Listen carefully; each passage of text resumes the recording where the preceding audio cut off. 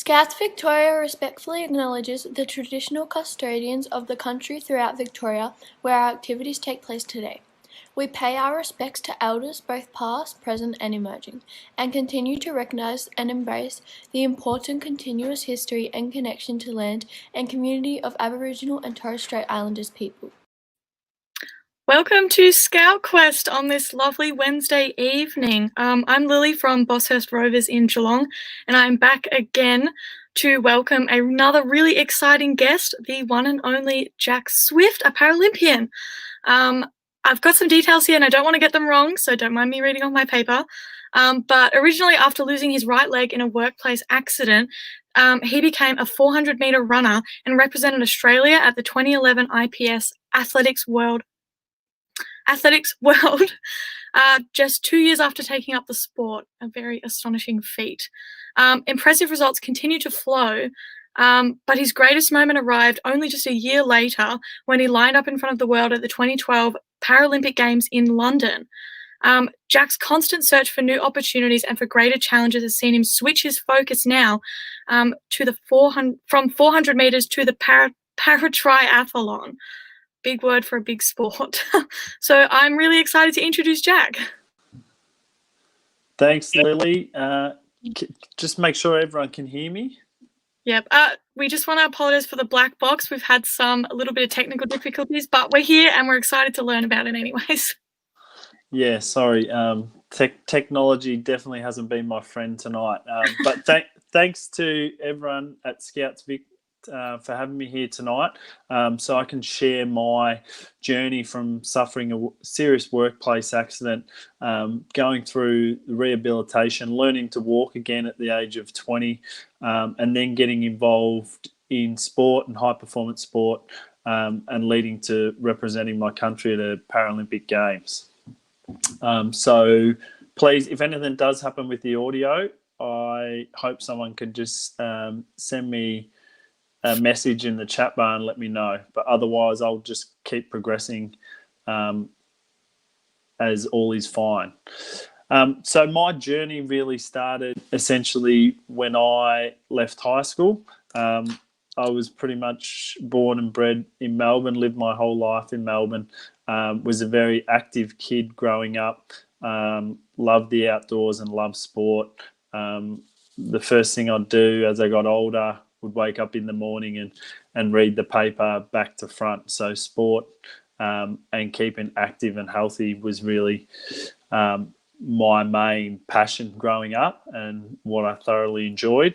And then I finished high school, and throughout high school I loved working with my hands. So I always envisaged that I'd become some type of tradesman, and that's where straight out of high school I took up employment in the construction industry and had been working in this particular job for about 18 months and was due to start my apprenticeship the following year. And this was the 5th of the 12th, 2006, so a long time ago now. And it was a day that I'll remember for all the wrong reasons, where I was involved in a serious workplace accident where my leg was crushed by 14-ton worth of machinery. And as you can imagine, once 14-ton worth of machinery hits you or any part of your body, it's going to be pretty unforgiving. I was working in the city at the time, actually on Spring Street, and I was rushed to the Royal Melbourne Hospital, where I was heavily sedated, and I woke up the next morning with about 5 doctors and my immediate family standing around my bedside. And the doctors explained to me that there was going to be about a 5% chance that they were going to be able to save my leg. And a lot of people asked me, was it the hardest decision of your life to give the doctors the go-ahead to amputate your leg? And for me at that point, that wasn't the hardest decision, because I essentially stayed conscious throughout the whole incident. And I remember looking at my leg once the machinery had hit it, and I knew I was never going to be walking on that leg again. My leg was completely beyond recognisable. And I suppose the biggest challenge was not the physical side of giving the doctors the go ahead to amputate my leg, but it was the mental and psychological challenge that I faced in the following days, now being an amputee for the rest of my life. So I essentially woke up the next day after the accident and had the amputation, and I was in hospital for the next 3 weeks. I'd also had my other foot was pretty banged up as well, and leg, where I had a number of screws and plates inserted there. So I was completely bed bound.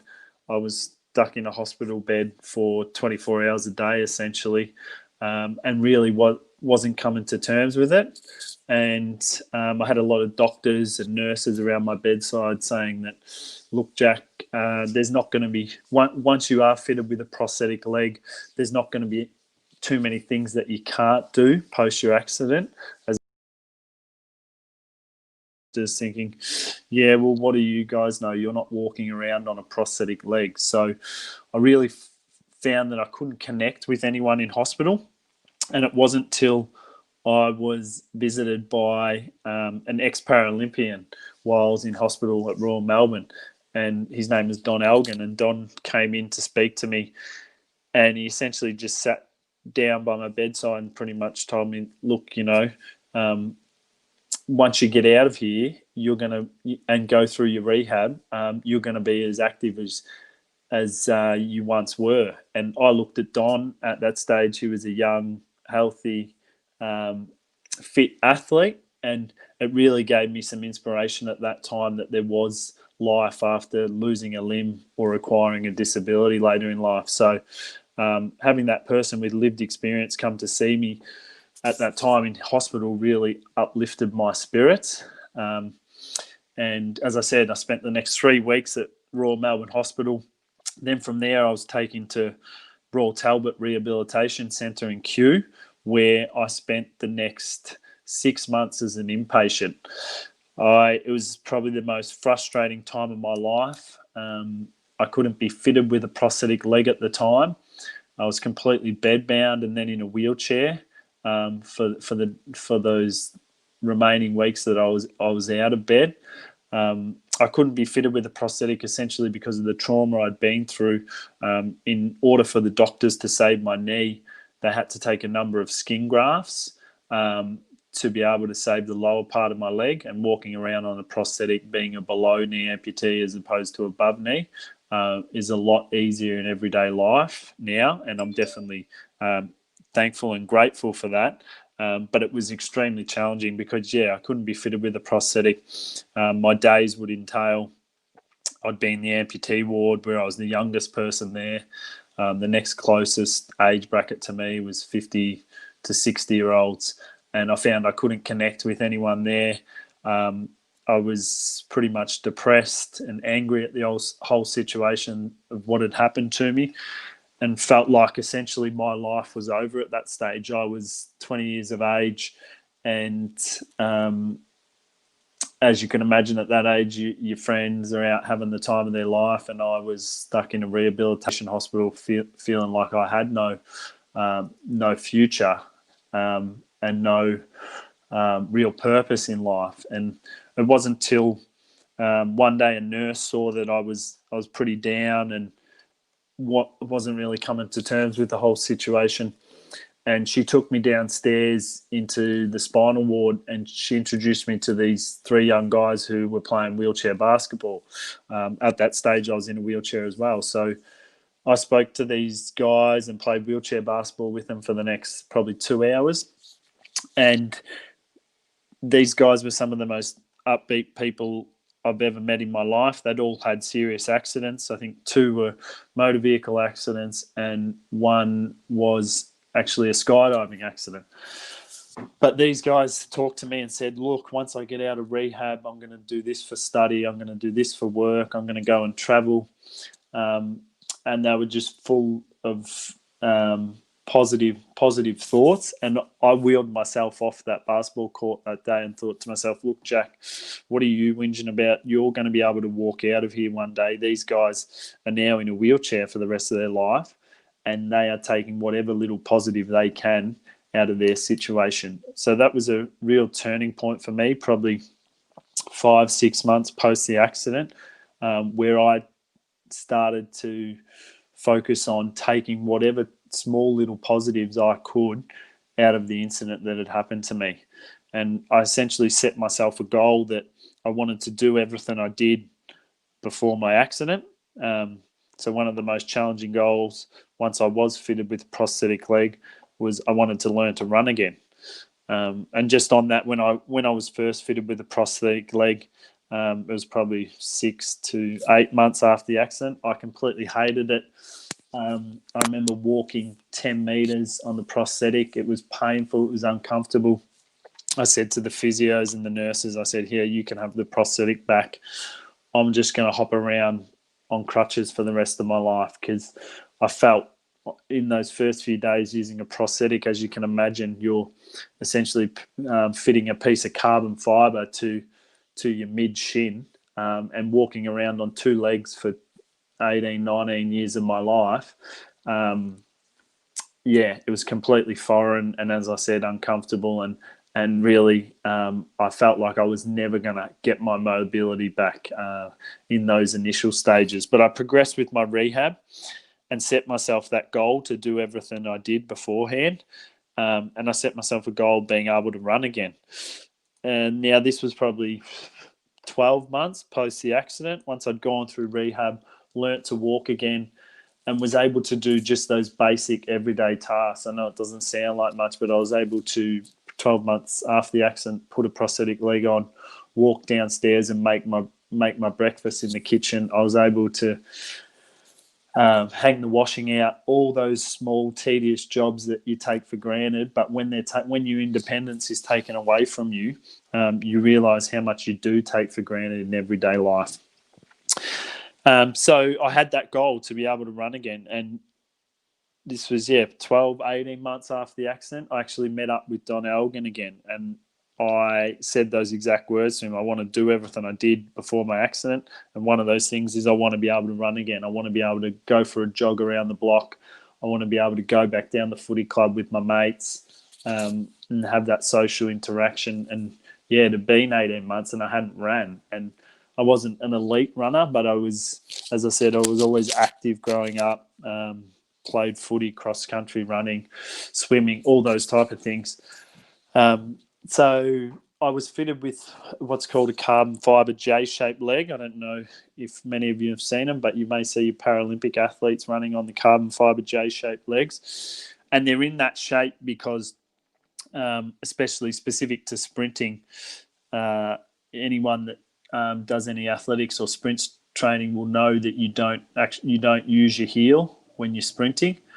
So you really sprint off the ball of your foot, and that carbon fibre acts as that ball of the foot in that J shape and allows the more force you can put into it, the more energy return it gives you back to propel you forward.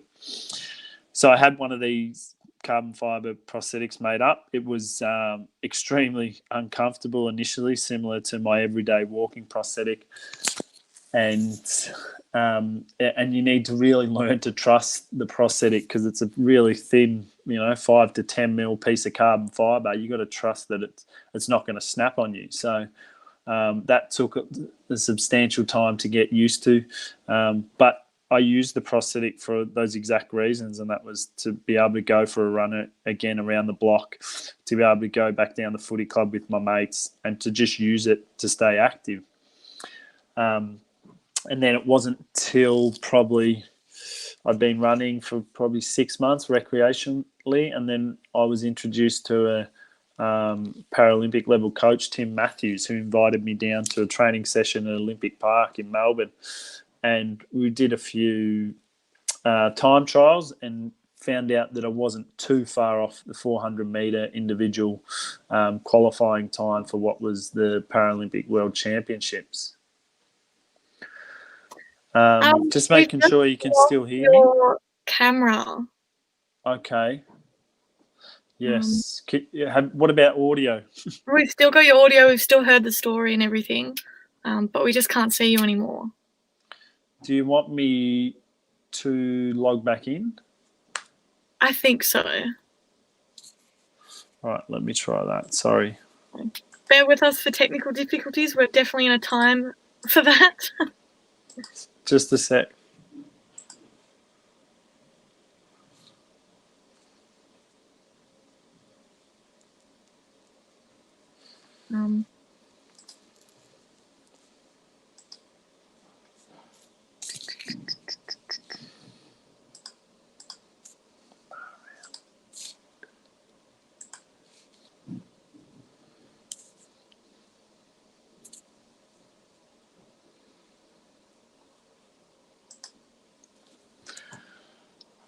Can you see me?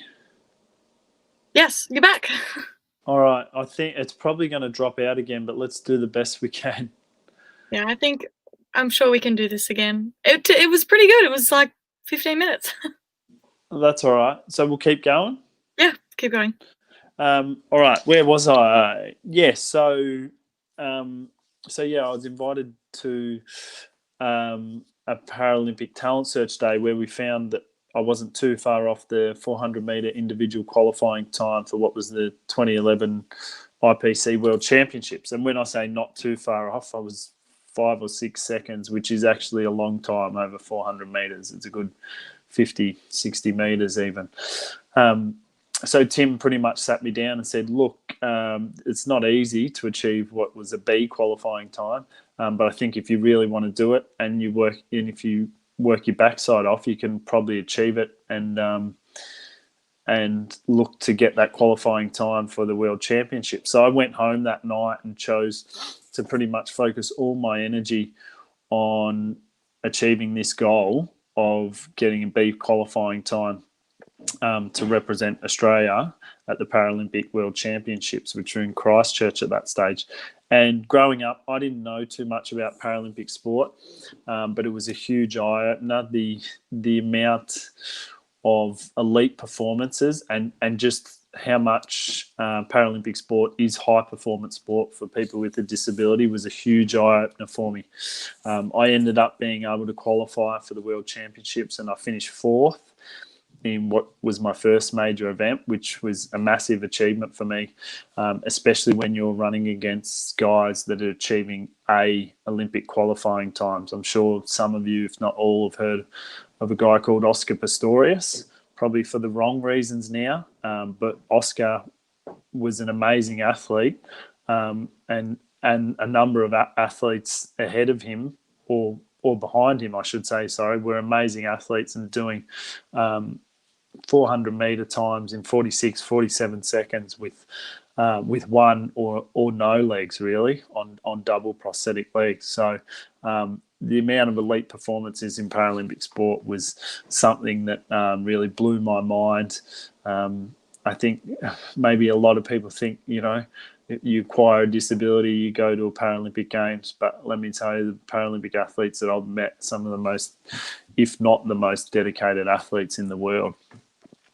And so, I represented Australia at IPC 2011 World Championships in New Zealand and finished 4th, as I said. Can't believe that's nearly 10 years ago now. And then that spurred me on to get back to Melbourne and to try and achieve the qualifying time for the London 2012 Paralympic Games, which I was able to do. And it was an amazing experience for me. I always set myself the goal of doing a personal best at the Games, which I didn't do, which I was a little bit disappointed about it initially. But looking back on it, it was a huge achievement. I was coming from a hospital bed to representing my country and competing against some of the best athletes in the world, bar none, at a Paralympic game. So when I looked back on it, it was a huge achievement, and to have all my family and friends there that supported me through my rehabilitation journey, that essentially is the only reason I made a Paralympic game. So without that strong support network of family and friends, there's no way I would have even got through rehabilitation, let alone being engaged in high performance sport. But post-London, a few things changed, and they introduced a new sport to the Paralympic Games, which was paratriathlon. And growing up, I was always a lot better suited playing footy, cross-country running, swimming. I was always a lot better suited to endurance events. So I was a better middle distance runner than I was sprinter. The reason I fell into 400 metres was was the fact that for amputees, that was the furthest event they had on the track at the game. So there was no middle distance 1,500 or 5,000 metre races. So I sort of fell in that position, but I always knew I was a better endurance athlete. And that's where I chose post-London to really focus on paratriathlon. Which is essentially, it's sprint triathlon, so it's half Olympic distance. So we would swim 750 metres, ride 20k on the bike, and then a 5k run. And again, I set myself a goal within Paralympic sports. Sometimes it can be a little bit challenging, around how athletes are classified and how you'll be able to compete. But I set myself a goal to be the best below knee leg amputee in the world for the sport of paratriathlon. And as I said, similar to athletics, absolutely in any high performance sport, I should say, to do that, you've got to fully commit to it. We were training 6 to 7 days a week. Anyone that knows the sport of triathlon knows it's a volume sport. You're covering over 300 kilometres a week in Ks. You may do 150, 200 on the bike. You're running 50 to 60k a week. And then you're swimming in the pool 20 kilometres a week. So it was essentially my life, just like any other high performance athlete. And I travelled the world, represented my country at a number of world championships, and essentially in 2015 was able to achieve that goal to be the fastest leg amputee in the world for the sport of triathlon, and was able to hold that for probably a 2-year period, which was a massive achievement for me. There was a few things out of my control, as I said, with classification, but I was able to achieve the goal that I set out to do, and it definitely didn't happen overnight. There was a number of setbacks along the way. A number of times I had issues with my prosthetic and my leg, where there'd be certain days I couldn't run. And I think it just really represents the fact that I easily could have put my hands up through my rehabilitation journey and said, look, this is all too hard. I'm just going to say, why me? I'm just going to sit on the couch and feel sorry for myself. But I chose to really take whatever little positive I could out of my accident. And that moment on, changing my mindset to have that positive influence really allowed a number of doors to open up to me later in life. And that, I suppose for me, that carrot of Paralympic sport was a way I dealt with my rehabilitation journey. I also work in a mentor program where we visit a number of individuals who may acquire a disability later in life, whether it be in hospital and rehab. And I've seen the two ends of the spectrum where people have chose to focus on that positive, or they've chose to focus on the negative, and they've turned to drugs and alcohol to escape their reality, really. And really for me, I chose exercise, and that it wasn't even really about Paralympic sport looking back on it, but it was about having that tool and having that purpose in life post a serious workplace accident and acquiring a disability that was able to motivate me, and still to this day changes my philosophy on life. And now I'm retired, working full time, have 2 young kids, but every day now I still try and move for at least half an hour a day. Love to get out, go for a run, go for a ride where I can, swim as well. But now I don't need to look at my watch. I don't need to hit target times, which I thoroughly enjoy. And really now exercise for me and staying active is an outlet, and really has positive mental health benefits for me. So that's why I continue to do it, and will continue to do it forever and a day as well. So that's pretty much my journey from going through a serious workplace accident that completely turned my life upside down, going through rehabilitation, learning to walk again at the age of 20, and then representing my country at a Paralympic Games. So hopefully there's some elements of my journey that you can take out that can either motivate you or give you perspective, especially in this tough time we're in now with COVID-19. Give you perspective that, look, things can always be worse, but if you choose to focus on the little positives and appreciate those little things in life that we take for granted every day, then it can really give you some great perspective of what matters in life, that's for sure. So I think now we're going to throw it open to questions. So if anyone does have any questions, please let Lily or I know. And thanks for listening. And yes, if you have any questions, let us know. Well, that was another astonishing story. I mean, I'm only just 21, and I couldn't even imagine how that would even happen. It's incredible to hear, really. And I feel like I'm definitely going to appreciate being able to do my washing and the little things a bit more now. Yeah, definitely. I never appreciated it growing up, to be honest, but I think it's probably a good test one day to, whether it's a physical ailment or whatever, to tie a hand behind your back and see how you go making breakfast in the morning, just so it gives you that perspective and it makes you appreciate what you do have in life. Yeah, that's very true. Absolutely brilliant. We're going to introduce Lockie now, who's a scout from 8 Knox, who actually does compete in the Junior Special Olympics and holds some state records for 100 metre and 200 metres, which is, again, astonishing. Nice. So he's got some questions he's going to ask, and then if anyone else has any questions, feel free to put them in the Facebook or the YouTube or anything, and we'll get to them after. Yes, Lockie, the floor is yours. Thanks, Laurie. Hi, Jack, and welcome from 8 Knox Scouts. Now I compete for School Speak Victorian Special Olympics. My questions are: what is your favorite part? What is your favorite part of the triathlon? My favorite part of the triathlon, I think, I was always strongest in the swim. I didn't have a background in cycling growing up, so that took a lot of time. But running was probably my favourite part. In triathlon, I can't even remember what the saying is now, but it was something along the lines of, you can't win it in the swim, but you can lose it in the swim. And I can't even remember the saying now. That shows how old I'm getting. But the run is where you win it. So the run, especially running on a prosthetic too for 5K.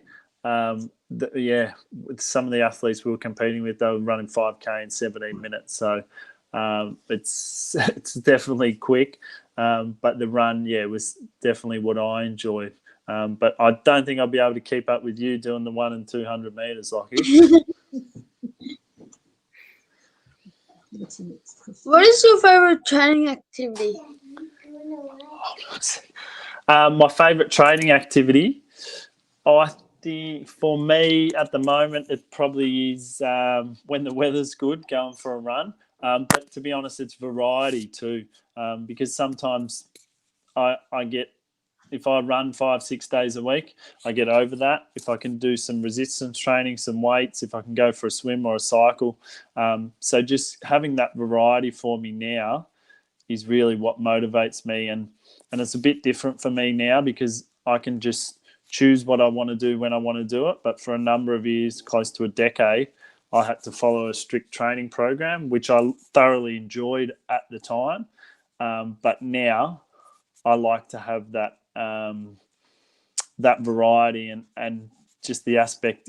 If I'm going for a run and I feel like going easy or even just walking for a bit and pretty much taking in nature, I can do that as well. I don't always have to push myself, which is what I enjoy now.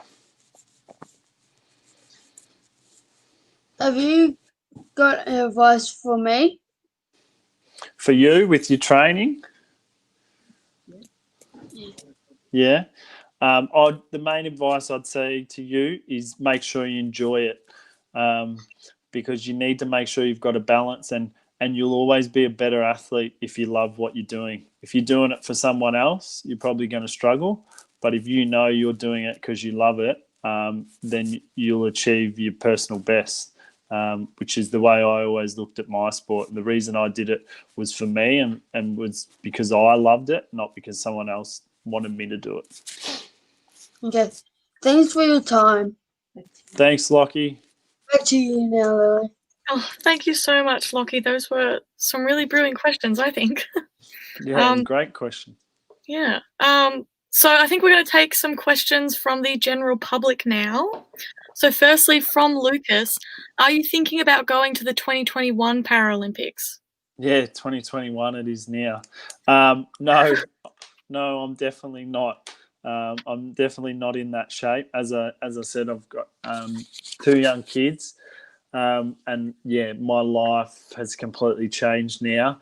And I think one thing, if you've been in sort of high performance sport, whether it be Paralympic, Olympic, Special Olympic, you realise the commitment that's involved to that. And when I was in high performance training, that was my life. I mean, I studied part-time at university while I was doing it, but I was overseas for 6+ months of the year competing. And while it was great, it allowed me to see the world and experience different cultures around the world, which was amazing. Now I really it's now that I have a family, it's not something that is my priority. But now I look at the other athletes like Dylan Alcott, a number of other athletics athletes that I used to compete against, and see the times they're doing at the moment, and it's just amazing where Paralympic sport's going. That's for sure. Maybe as a spectator. Yeah, maybe as a spectator. If there are spectators in 2021, let's hope so. From Chrissy, how important do you think exercise is for mental health? Yeah, extremely important. I think looking back on my whole rehabilitation journey, looking back on my whole life, to be honest, and now, so I'm working in an office job where I'm in and out of meetings, but predominantly I'm sitting down most of the day.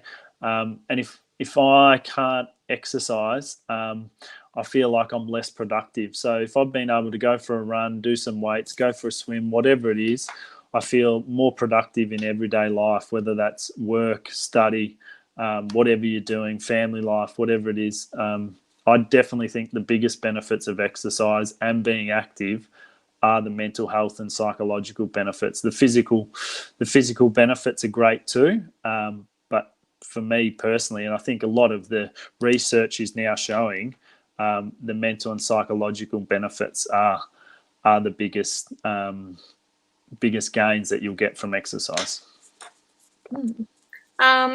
Stu has asked, did your name inspire your career choice? Yeah, that's what a lot of people ask me. Jack Swift.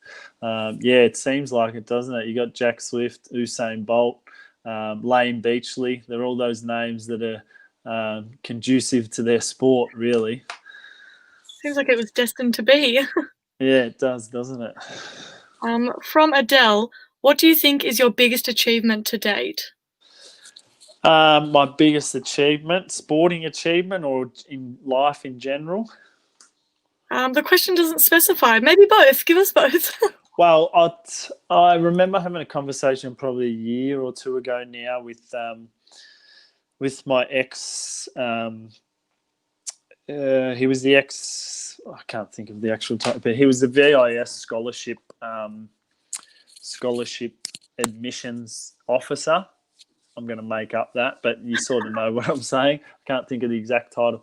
But I spoke to him about post-sport now that I've retired, and I actually said to him, the proudest thing I am post-sport is the fact that I was able to, while I was involved in high-performance sport, the VIS have an athlete career and education program where they aim to make sure an athlete's supported in their training but everyday life. And that program really helped link me up with universities. They're called elite athlete universities, which are a number of universities in Melbourne are listed as, and they allow you to complete your studies while you're training overseas. And that essentially allowed me to complete my bachelor and master's degree. And looking back on it, post being retired from sport, that was possibly my biggest achievement, is one, being both able to compete at a high level, but obtain qualifications while doing it that could set me up for my post-sporting career. Sorry. I'm studying right now, and I can't even fathom having such a high-performance job on top of, like, studying. Yes. Yeah, well, it actually worked well, because when you're training so much, you finish training and you want to stop thinking about training. So I was able to then focus on my business studies, commerce studies, and that it just got me to stop thinking about training, which meant, you know, I was more refreshed for the next day when I had to go again. So I think any athlete, whether you're a footballer, whether you're an Olympic, Paralympic athlete, Special Olympics, should make sure they have that outlet, because you're going to be a better athlete with other outlets in your life, as opposed to being just focused on sport. Well, speaking of other outlets, we have a question from Steph. What hobbies other than sporting do you do? Surf. I love to surf. I can't at the moment because I live in Melbourne. Can't move more than 5 kilometres, and there's not many waves around in metropolitan Melbourne. But yeah, I love surfing. It's a bit harder now with 2 little ones. But yeah, and again, I love it for the mental health benefits. To be honest, I'm not that good at it. I'm okay for someone with a prosthetic leg. It's a lot. I've had 2 legs, and I've had 1 leg and 1 prosthetic, and surfing's a lot easier when you've got 2 legs. But I love it, and it's not even about being good. I just love sitting out the back and being in the ocean. And for me, there's something therapeutic about that, which again links to those mental health benefits of, you know, being outdoors in the active rec space. Yeah, that's definitely one of my outlets whenever I can get the time. Another question from Jasmine. Does it still hurt to run with a prosthetic leg? No, it doesn't hurt. I think one of the I had another talk a couple of weeks ago now, and I used the analogy of Paralympic athletes, and it's not all Paralympic athletes, but a number of probably athletes who have physical disabilities. It's like being an elite athlete but carrying an injury the whole time. So similar to a footballer having a hamstring injury, you've got to just navigate your training knowing that you've got some sort of impairment. So no, it doesn't hurt. But then I do have days where, just like if you went for a run and you had a tight calf, I do have days where it doesn't feel as comfortable. And that's sort of just a juggling act. But now I don't have to push myself. So I used to run 60 to 70 kilometres a week, and you pretty much had to do that to compete, yeah. But now I may run 20K, but if I'm not feeling good, I can just say, no, I'm not running today. And then that gives me, I can go for a swim. So I tend to do lower impact activities now. And that's just probably because I'm getting older and slowing down a bit, I think. So Georgia would like to know, what advice would you give your younger self? What advice would I give my younger self? It's a good question. A lot of advice. I mean, for me, I really matured. Losing a leg later in life made me mature and grow up very quick, and realise to appreciate the things that matter in life. But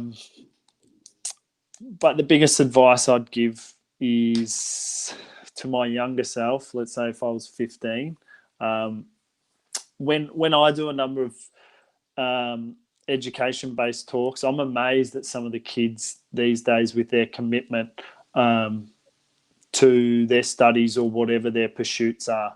And looking back on it, at my age, I felt like I did what I needed to do at school, but I didn't commit myself as much as possible. And it's amazing what you can achieve if you really put your mind to it. And it's so hard because I don't think anybody could have told me at that stage. What's the saying they have? You can't put an old head on young shoulders. But if you do know, and it's so hard to know what you want to do when you're young too for the rest of your life, and you don't need to know. But as long as you commit yourself to whatever you want to achieve and fully commit yourself, you'll achieve amazing things. And sometimes that changes too, where you will achieve amazing things and then you'll go down another path that you never thought you'd even end up going down. But trust me, it's still a positive. As long as you commit yourself fully at life and whatever your goals are, you're going to do well. Yeah, I feel like that's some pretty sound advice. So from Lisa, how many prosthetics do you have? Do you have a favourite and do you name them? I don't name them. I know some other people in Paralympic sport name their legs or prosthetics. Now I have, so when I was competing triathlon, so with triathlon, for those that don't know, for swimming, you don't have a prosthetic. You'd swim your 750 metres, then you'd have a guide or an assistant waiting for you at the water's edge to pass you your running prosthetic, and then you'd run to the bike, you'd put your bike prosthetic on, you'd ride your 20K, come back to transition, put your running blade back on, and then run. So essentially, I had my everyday leg, my running leg, my cycling leg. So I had 3 legs at the time. But running so much at that stage, you go through prosthetics pretty quickly. So they're quite expensive too.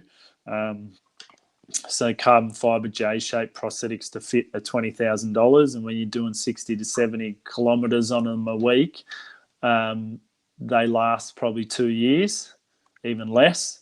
So Paralympic sport, depending on your disability and if you need those assistive technology aids, can be a massive barrier. So now it's a great thing. They've got the Paralympic high performance equipment program where they support athletes. Other than that, athletes who had acquired a disability that didn't fit under an insurance model. I was lucky I fit under an insurance model such as work cover. But if you're not work cover or TAC, it's very challenging for an athlete to be able to self-fund their equipment. So it's great to see Paralympics Australia have now got a program in place to support that as well. My goodness, I had no idea it was that expensive. Yeah, it's not cheap. Yeah, so this is going to be the last question of the night. So from Leah, how do the rules for the Olympics work around what disabilities can compete against each other? Are there various categories around intellectual versus physical, or whether you have one prosthetic or 2? How do the categories work? Yeah, so it's quite complex classification and it's different across all sports. So I'll just give you an example for paratriathlon. So you have 5, maybe 6 classes where they go from PT1, so Paratri 1 to Paratri 5, which PT1 are your most severe impairments. So that may be your wheelchair athletes, paraplegic athletes, all the way up to PT5, which are your arm amputees, and then there's your vision impaired athletes as well. And integrated in that, they have an evidence-based model which incorporates physical disabilities as well as neurological disabilities such as cerebral palsy, and they have a scale where you go through classification. So you actually are tested by medical professionals or classification experts who categorise you based on your score. So, for instance, if you're an arm amputee, you'd score lowly in an arm strength exercise as opposed to a squat jump exercise. And then that's how you get categorised into your classification, and you compete against athletes with similar activity limitation. Yeah, so it doesn't mean you'll compete against athletes with the same disability, but similar activity limitation dependent on the sport. And I know that sounds pretty complex, but what I'd say is jump on Paralympics Australia's website, and I think they've got a about classification video, and that's probably the best example. It's something to watch ahead of the Paralympic Games, because sometimes it is hard to understand how is that person competing against this person, because not all disabilities are visible as well. So it's something to check out especially leading into the Paralympic Games, jump on Paralympic Australia's website around classification. Wow. Well, I feel like I've learned a lot. Yeah. So Lockie's going to come back because this is the end of our Scout Quest. So Lockie, did you have any parting words? No. No. Lockie, all the best with your sport, mate. Stick at it, and you'll achieve great things. Yep. Thanks, Jack. No worries. Thanks for having me tonight. It's been great. Hopefully the technical difficulties hasn't held us up too much, and hopefully everyone at Scouts Vic got a lot out of it. So thanks again for having me. Yes, thank you so much for answering the questions and coming along tonight. So for the rest and for everyone that was watching, we hope to see you on Saturday at 1 p.m. where we're going to be doing yoga again with Lily, and then Sunday at 1 p.m. We're going to have a native animal encounter with wildlife exposure. So thank you everyone for joining in and listening. I know it was really inspiring. I know for me it was really inspiring to hear his story. So maybe for the next couple of Scout Quests, I challenge you to bring a friend or just bring your family member to watch. They definitely will learn something. So thanks for watching.